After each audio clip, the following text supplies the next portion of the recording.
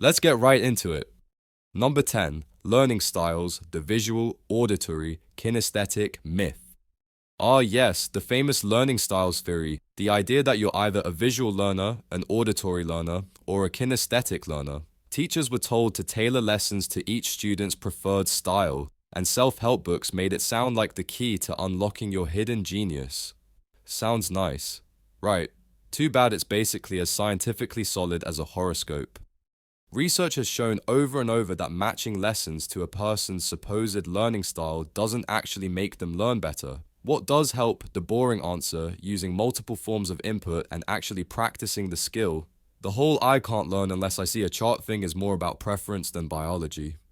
But the myth refuses to die. Schools still buy learning style inventories. Companies still run find your style workshops. And somewhere right now, a parent is blaming little Timmy's math struggles on the fact that his teacher doesn't use enough movement activities. Spoiler, if Timmy's struggling with fractions, no amount of interpretive dance is going to fix it. Basically, learning styles are like the BuzzFeed quizzes of education fun, harmless, and completely useless for actual teaching. Number 9, the left brain, right brain personality split. You've heard it. You're so creative, you must be right-brained, or you're super analytical, classic left-brain person. The idea is that one hemisphere of your brain is dominant, shaping your personality and skills. But while it's true, certain brain functions tend to be more active in one hemisphere. The whole one side controls who you are. Thing is pure pop psychology fantasy. Your brain is more of a tightly integrated power couple than a divorced set of roommates. Both hemispheres work together for basically everything you do, from solving math problems to writing poetry. Brain scans show that even so-called right brain activities like art involve both hemispheres chattering away to each other like gossiping neighbors. The myth got popular in the 1970s thanks to oversimplified science reporting, and it stuck because people love sorting themselves into neat categories. It's the same logic as astrology. Oh, I'm not bad at spreadsheets, I'm just right-brained. Unfortunately, your brain doesn't care about your excuses. It's not divided into an artsy bohemian half and a nerdy accountant half. It's more like one endlessly complicated organ that's way too busy to play personality quizzes. Number 8, the 90% of your brain lie. This one is so persistent, it's practically a zombie myth. They claim humans only use 10% of their brains, and if we could unlock the rest, we'd be super geniuses with photographic memory, psychic powers, and maybe even the ability to actually fold a fitted sheet. The reality brain scans show we use all of our brain, just not all at the same time. Different regions light up depending on what we're doing, talking, moving, remembering, panicking because we forgot to send that important email. There's no big locked storage room of mental potential. The myth probably started in the early 1900s when scientists noted that not every neuron fires at once. Then pop psychology got hold of it, and suddenly we had books, movies, and TED Talks promising to help you tap into the other 90%. Spoiler, there is no other 90%. If your brain was only 10% active, you'd be in a coma, not learning telekinesis. Number 7, the Mozart effect, instant baby genius. In the 1990s, a study suggested that listening to Mozart for 10 minutes improved college students' spatial reasoning skills. Pop psychology took that and sprinted straight into absurd territory suddenly. Every parent was playing classical music to their newborns, convinced it would turn them into the next Einstein. Baby toys came with brain-boosting symphonies, and Mozart basically became the soundtrack of middle-class parental anxiety. Here's the reality check. The original study only found a temporary boost, and it was in a very specific skill, nothing to do with overall intelligence. Later studies showed the same boost happens if you listen to any music you enjoy, or even if you do something mildly stimulating like a quick puzzle. So no, your kid isn't going to get into Harvard just because they nap to Eine kleine Nachtmusik, Fazit. But hey, if you want to raise them with a good taste in music, go for it. Just don't expect Wolfgang Amadeus to personally unlock their SAT potential from beyond the grave. Number 6, body language is 93% of communication. Ever heard someone smugly tell you only 7% of communication is words, the rest is tone and body language? Sounds scientific. Right. Like a cheat code for reading people. The problem is that 93% figure is wildly misinterpreted from a 1960s study that was only about conveying emotions in a controlled setting. It wasn't about everyday conversation, arguments with your partner, or negotiating a used car price.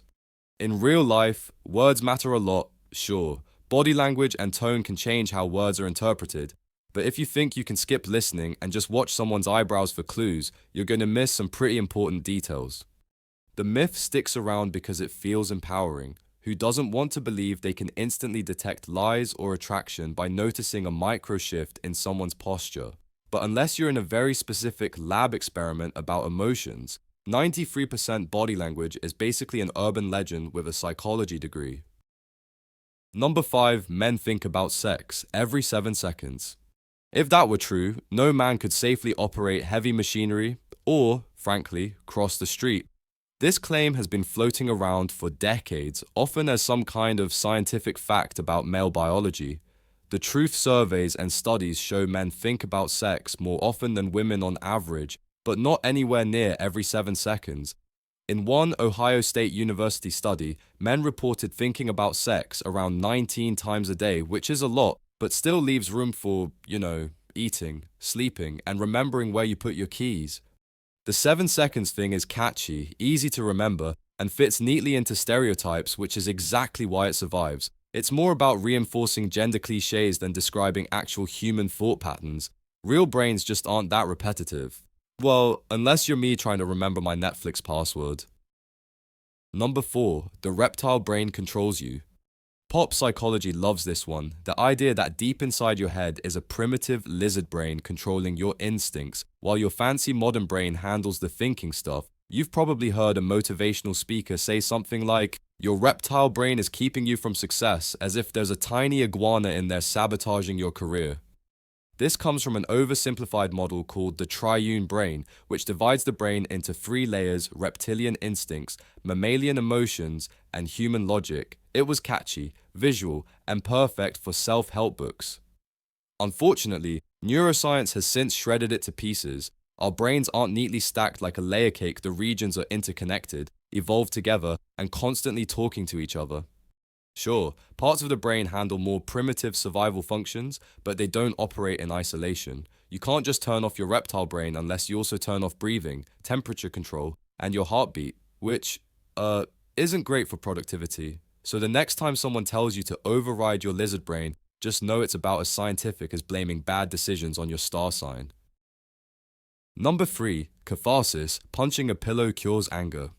You're furious, your boss embarrassed you in a meeting, and you want to scream.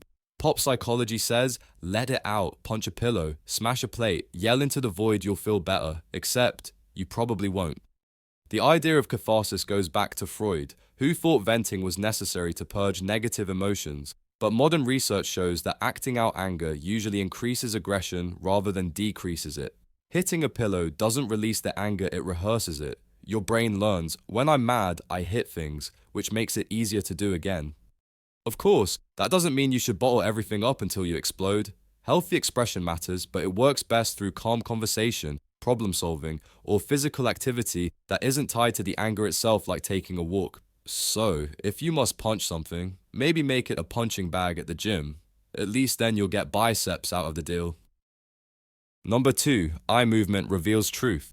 Ever hear someone say, if they look to the left, they're lying to the right, they're remembering? This little gem pops up in crime shows, dating advice, and even business seminars. Supposedly, your eyes dart in different directions depending on whether you're making something up or recalling a memory.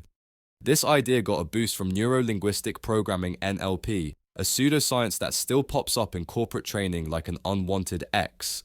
The problem is, when researchers actually tested it, they found no consistent link between eye movement direction and truthfulness. People look around for all sorts of reasons: distraction, thinking, avoiding eye contact, none of which are reliable lie detectors.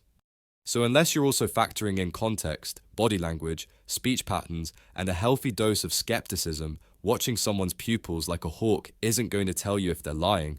It'll just make you look like you're plotting something. Number 1, the 5 stages of grief are universal.